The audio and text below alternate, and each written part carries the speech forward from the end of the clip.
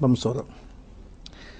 Padre querido, dirígenos, por favor, ilumina nuestro entendimiento, auxílianos en la comprensión de tu palabra, en el nombre de Jesús. Amén. El mundo cristiano está dividido prácticamente en tres grupos. Cristianos sinceros, por un lado, que creen que hay que guardar la ley para salvarse. Y creen erróneamente, porque la Biblia no enseña que hay que guardar la ley para salvarse. Un segundo grupo, cristianos que creen que solo la gracia salva y que por lo tanto ya no necesitamos guardar la ley de Dios.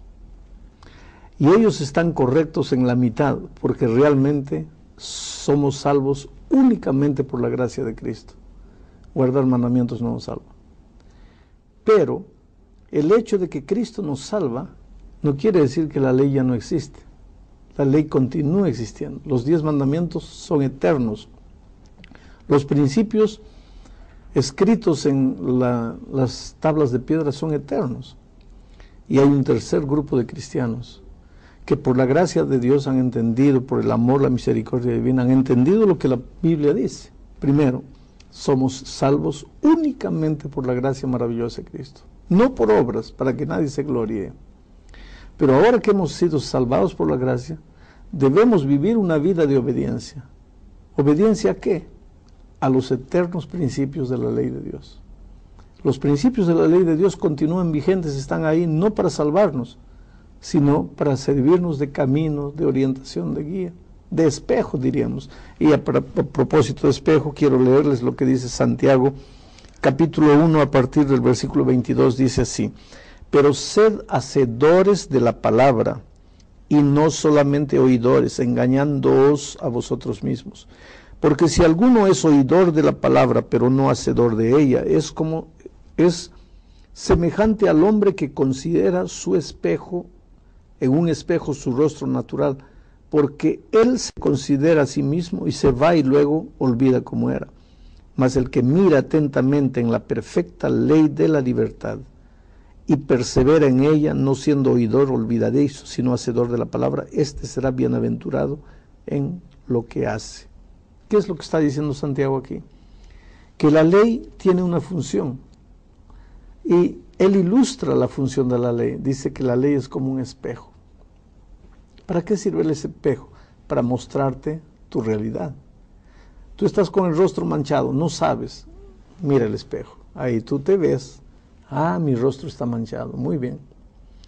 Ahora, si tú agarras el espejo, ya el espejo te mostró que tu rostro está manchado. Ahora tú agarras el espejo y con el espejo te quieres limpiar el rostro. En lugar de lavarte, te vas a embadurnar, te vas a manchar. ¿Por qué? Porque la función del espejo no es limpiar. La función del espejo no es lavar. La misión del espejo es solo mostrarte la realidad.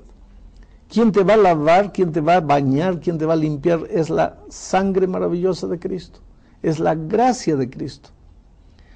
Ahora, una vez que te has lavado con la sangre de Cristo, ¿qué vas a hacer con el espejo? ¿Lo vas a botar? No. Y si dentro de una hora te manchas de nuevo el rostro, ¿cómo sabrás que estás manchado si no hay espejo? Por lo tanto, en la vida del cristiano hay lugar para la gracia maravillosa de Cristo. ¿Cuál es la función de la gracia? Salvar, limpiar, purificar. Y hay lugar para la ley. ¿Cuál es la función de la ley? Mostrar la realidad del pecado, nada más. El problema es cuando tú agarras la ley y le quieres hacer cumplir la función de la gracia.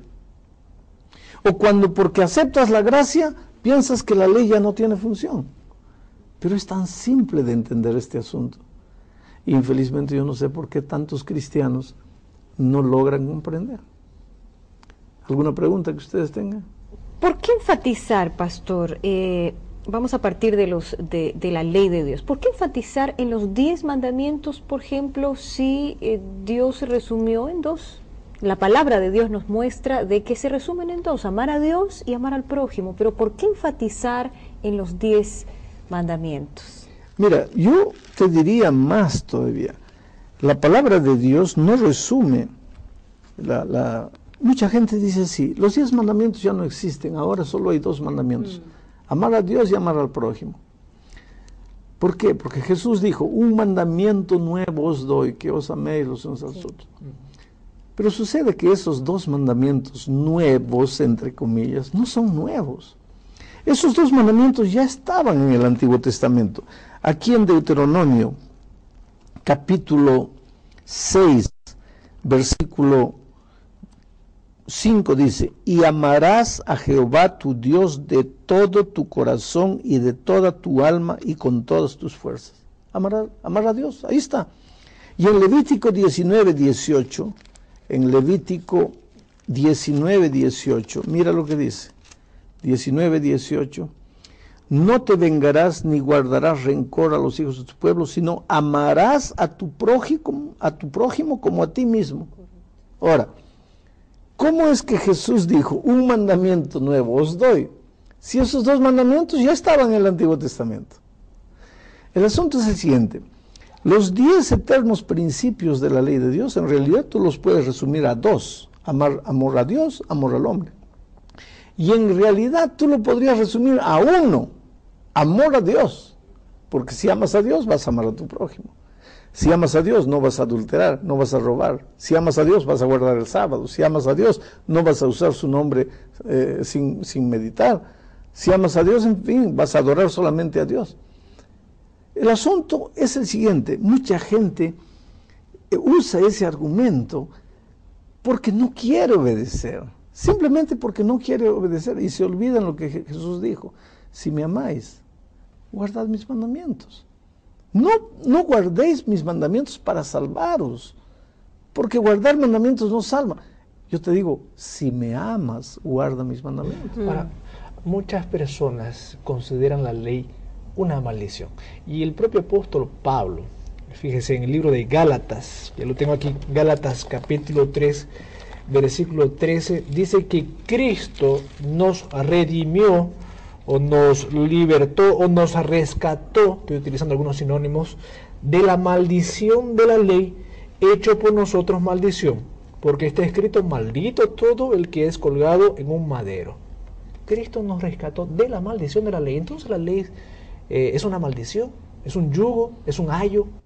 Cristo nos libró, Cristo nos redimió de la maldición de la ley. Claro, es justo, es correcto. Yo no sé por qué algunos no le encuentran, no lo usan este versículo. Cristo nos libró de la maldición de la ley, pero vamos a entender qué es la maldición de la ley. La maldición de la ley es la multa de la ley, es el ticket de la ley, es el resultado de la condenación de la ley. Vamos a decir, estás yendo en una carretera que te permite andar a 60 kilómetros por hora, pero tú estás yendo a 120, te agarra la policía. Muy bien, ahora vas a recibir la maldición de la ley. ¿Qué es la multa? Una multa, un ticket. Ahí está la maldición de la ley.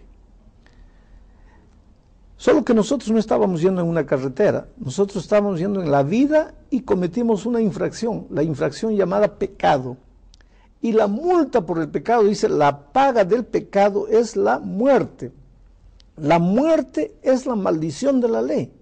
La muerte es la multa, la muerte es el ticket, la muerte es la consecuencia. Cristo vino y murió en la cruz del Calvario y nos libró de la maldición de la ley.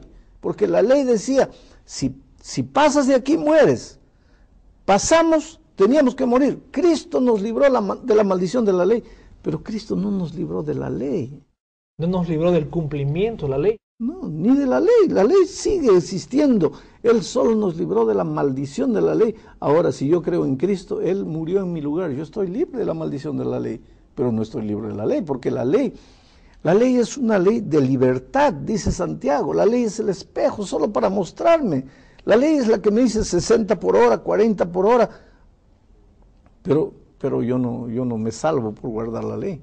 Yo me salvo únicamente porque Cristo me libró de la maldición de la ley. Ahora, pastor, estamos hablando específicamente de la ley moral. Yo tengo aquí otro texto en Romanos, capítulo 10, versículo 4, que dice textualmente, porque el fin de la ley es Cristo, para justicia a todo aquel que crea. Aquí no está hablando de ley ceremonial, que ya hablamos en un anterior programa, está hablando de ley moral.